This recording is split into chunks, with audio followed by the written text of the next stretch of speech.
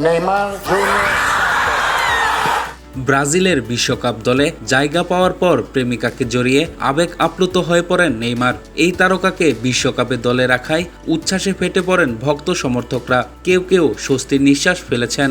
দল ঘোষণার আগে হয়তো দুশ্চিন্তায় ছিলেন নেইমার, কারণ 2023 সালে মন্তেভিদিওতে ব্রাজিলের হয়ে সর্বশেষ ম্যাচ খেলার পর আর তাকে জাতীয় দলে দেখা যায়নি। চোটের কারণে লম্বা সময় মাঠের বাইরে ছিলেন।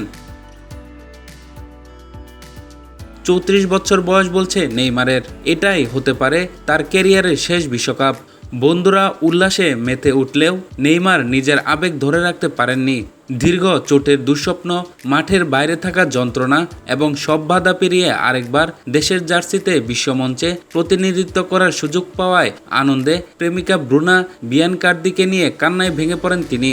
2 হাত মুখ ঢেকে আবেগঘন মুহূর্তের একটি ভিডিও নেইমার নিজেই সামাজিক যোগাযোগ মাধ্যমে পোস্ট করেছেন, যা মুহূর্তেই বিশ্বজুড়ে ভাইরাল হয়েছে।